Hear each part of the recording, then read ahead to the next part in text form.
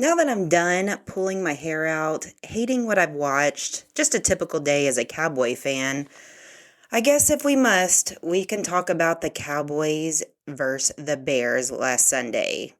Hope you guys tune in. It's going to be difficult to talk about, not a lot to talk about, but cheers to depicting this game. Lacey's lineup starts right now.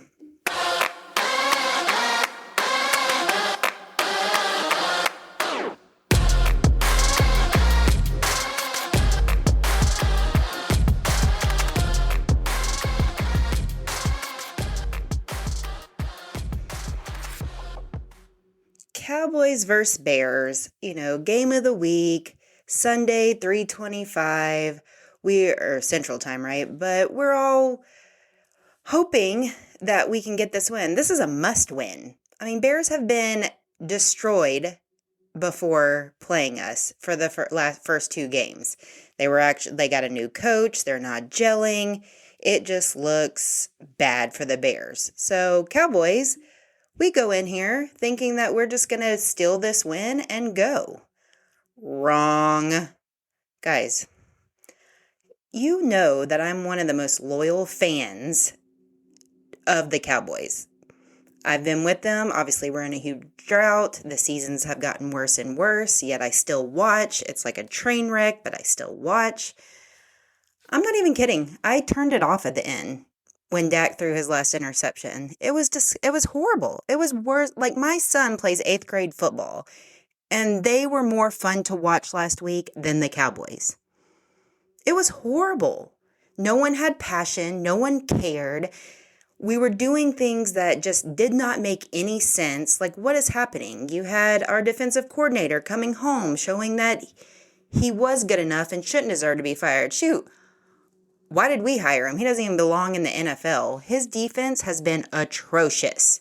Anyone that plays the Cowboys go on to win Offensive Player of the Week. If you watched, remember we talked about the Giants the week before and how they were just destroying our secondary and just making it look easy. We saw when Giants tried to play that the second week, good teams figured it out and Russell Wilson was getting picked off one by one and ultimately is now benched for Jackson Dart. But I'm just saying, Russell Wilson should be thanking the Cowboys because he gave him at least one more week before he was the backup quarterback. But let's stick with this Sunday game. I'm going to try to seriously, I think I have pulled all my hair out. I think I have come to peace with it.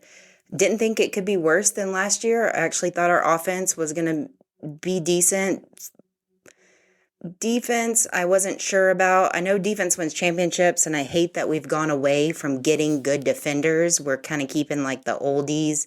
I mean, Trevon Diggs, I loved you in your prime. You had good moments, but let's be honest, you get beat all the time. Even in your prime, you got beat. You had that one season where you were picking it off and gave yourself a name. Congrats to that. But you were getting burned. I don't understand why we are giving up the deep ball. If you're going to give something up, give up the short ball. And at least don't give them the long ball. I mean, they're just throwing it up, and it is just, it's hard. It's really hard. It's even hard to talk about because now I'm reliving the game, and I'm getting mad again. But here we are. It's a must win. It's a must win. I mean, we're about to go into the gauntlet for the Cowboys. The gauntlet. And we go into overtime with the Giants and somehow pull off that win when it shouldn't have even been close. And then we get destroyed, embarrassed by the Bears. What is happening? What is happening? And of course, I'm here just to talk about the Cowboys, and I think that's why it took me till today, guys, to record this podcast, because I'm still angry and I'm still thinking, what the heck happened? So let's talk about what did happen. Where do we start? I mean, we know defense is atrocious. I talked about it last week. Nothing changed this week. We didn't have Bland. We didn't have him last week. It does show that he is a full participant, so we'll see if that brings anything. But it's just bad. Defense is horrible. I mean, we rank last in everything. Defense is a huge problem. Very huge problem, and it's only going to get worse when we play actually good offensive teams. Like, it could be basketball scores. Seriously, guys, it could be basketball scores. But this is where I'm so confused. And hear me out. Tell me if you agree with this. But what is the one good thing that the Cowboys have? Now, I know we have the kicker, and I dedicated a whole podcast to him last week. I don't think anyone's ever done that. I mean, it's terrible when you're just talking about the kicker, which I know he's special. But he's our one consistent saving grace, best kicker in the league, maybe best kicker in the country, or what we'll see in the NFL time. So we know Brandon Aubrey. So I'm going to go ahead and take him out. He's a kicker, special teams. But the Cowboys, right now, what is their best option? Like, where are we doing the best? And what skill?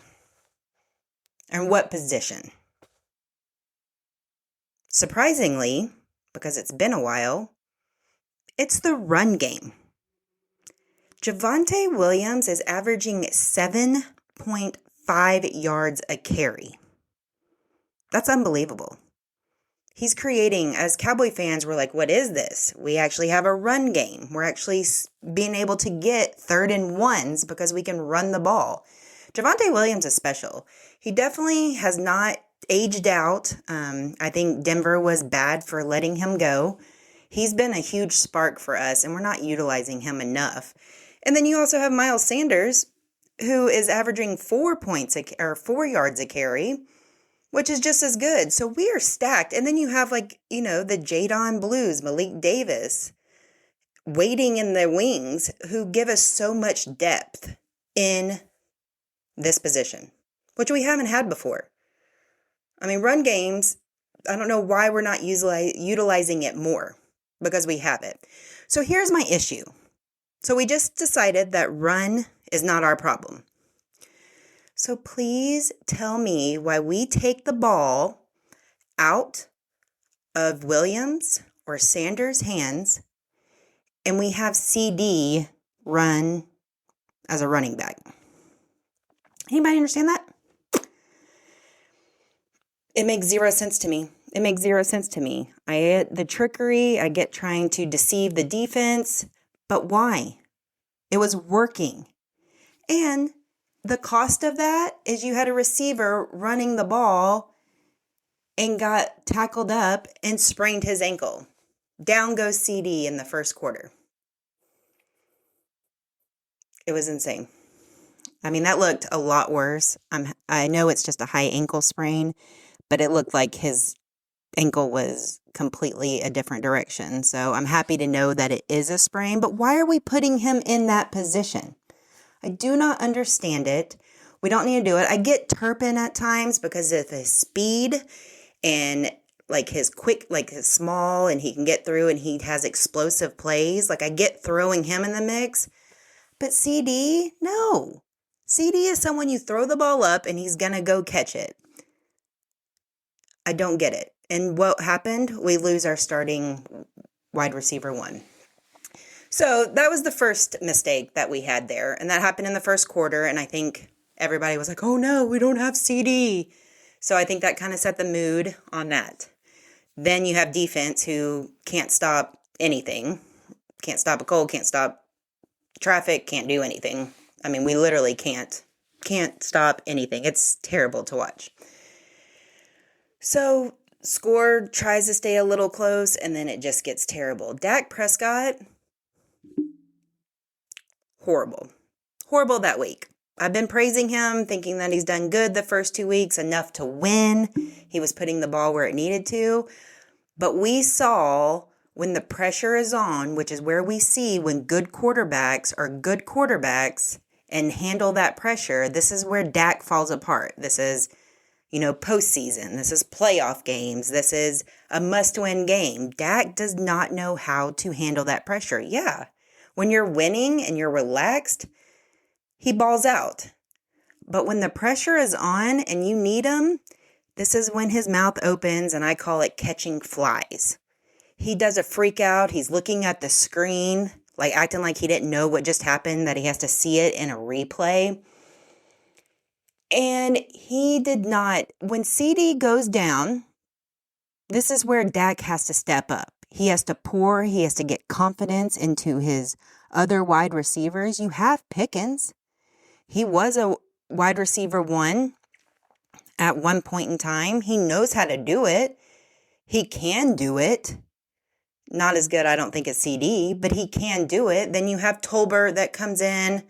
I mean, he's a little back and forth. You have Turbin, but these guys need that confidence. Dak has to look them in the eye and be like, we are not losing this game. We are going to do this for CeeDee. We're going to do this for whatever gets them motivated. Like, he has to be the leader in that moment. When they're all freaking out because, one, someone has to come in that wasn't playing to replace CeeDee, we're losing by a lot, time's running out, and they look to their leader, who's supposed to be Dak, and he has his mouth open, eyes big, and he looks uncertain. What do you think that does for your guys? That has to get better. And then you still have, I'm not trying to get on shoddy. I know he's never been a head coach, which I don't understand why we give these opportunities. I guess everyone needs an opportunity. I don't not like the guy, but it's another type of Jason Garrett. No one gets mad. Whenever Dak throws an interception, he gets a high five, pat on the butt. When our defense is getting destroyed, there's no passion. There's no one yelling at him this is unbelievable, unacceptable, mad. When they turn the ball over, there's no upset on the sideline. It's it's expected. It's I don't care. I make money. We're Cowboys team. We're still going to be in the media. I'm still going to get all these doors to open for me. I don't care if we win. I'm tired of seeing it. I watch other teams and I see the Derrick Henry, right? He's fumbled now in the last 2 games and cost his team the games. Do you see his reactions on the sideline? He's throwing his helmet. He's frustrated. He's taking blame. He's talking to his players. He's taking accountability. He's demanding the ball again because he wants to earn the right to redeem himself. You have Patrick Mahomes, who doesn't even have a receiver because he doesn't have Rice. He doesn't have Xavier Worthy. And he's in there giving his wide receivers who are wide receiver 3s and 4s who have to play 1s and 2s. He's pouring confidence. He's just run this route, catch the ball. And it's just simple, and they believe in him, and they trust in him. And I know Kansas City, I'm just saying what you look at in specific positions. When things go awry with other teams, they get mad, they get angry, they turn on their gamer, and then they give it all they got. Cowboys, when you watch them, they sit and sulk. They fake an injury. They have their mouth open. They think they have to do trick plays. They don't have a defense. No one cares. There is no leader. Micah Parsons might have been the only leader. I wouldn't even counted that. And I'm not even saying it's because Micah Parsons really wouldn't have done anything, but maybe applied a little bit of pressure. But when you have 4 steps on a guy, it doesn't matter if the pressure is coming in 2 seconds. Just launch the ball. They'll get it. I'm so tired of it. And then you sit there and the week coming up this week, right? So we're done. I'm done with this game. Dak, terrible. Threw 2 interceptions in the end zone, mouth open. CeeDee's out. Tyler Booker is out. Obviously, we had already lost Cooper Beebe. We were out Deron Bland. I mean, we are getting Clowney this week. We'll see what he can do. I think the game changer will be if we can get Overshown back. But I don't think that's going to be until it's too late, because I think that's November, maybe early December before we see him. And why rush him back if we're already tanked, right? Let's save him, especially since he's been injury prone. But you still had chances to win that game, even though your first half was horrible. And Dak couldn't do it. 2 interceptions in the end zone. Guys, I had to turn it off. I literally had to walk away and turn it off. It was horrible. So when you look ahead to who we play Sunday night, prime time again, because Cowboys will always get prime time, Micah's return. the Packers. I know they just lost to Cleveland, but Packers are good. I mean, they went all in. We talked about this with the Micah deal. They went all in. This is their year or it's a bust. So they're going to figure it out, and they're probably mad about their loss last week. Micah Parsons going to play with passions. I just pray he doesn't hurt Dak Prescott or hurt anybody else in this process. Just get away with the loss and, let's move on. Last time we played the Packers, they embarrassed us when we were supposed to be the better team, and they were a young team. So I'm not expecting anything. I think it's going to be worse than it was last week. I think it's going to be an embarrassment at home. I think people are going to be up late and be angry because they were up late watching what's about to happen. But then again, you look on the other side. Cowboys somehow weirdly pull off random wins against teams they have no business even playing with. So I know it's the NFL, any given Sunday. I'm just thinking prediction-wise, injury-wise, personnel-wise, coaching-wise, owner-wise. I mean, we are the huge underdogs at home, for sure. We might get all the media press. We might be talked about the whole time on the TV. But at the end of the day, Packers are going to go on and keep in the win column while we dig ourselves deeper into a hole. So that's my prediction on that. It's hard. There's not a lot to talk about, guys. I don't know what the answer is to make us better. He's holding those picks closely. I don't think he should use all these picks in the draft coming up. I mean, are we just going to be a young team and then figure it out? Maybe we just have 2 or 3 years before we can say that we're close to a contender. But defense is where it's at. We got to get better defense, and it's not looking good. I mean, our defense, we got rid of so many. We had so many holes and only replaced a few. We mostly went offensively, which I know we had a lot of holes there. So it's going to be bad. But terrible mixture, when your defense is giving up 30-plus points a game, getting burned every which way, and then your quarterback is turning the ball over, that's a recipe for disaster. And that, Cowboy fans, is what we're dealing with right now. So we'll see. Packers, Micah's return home. They already said no tribute video. I don't know if that's just trying to cause controversy. I don't know if there's more bad blood there than we can imagine. But you know one thing. Micah's going to come fired up. Our offensive line is depleted.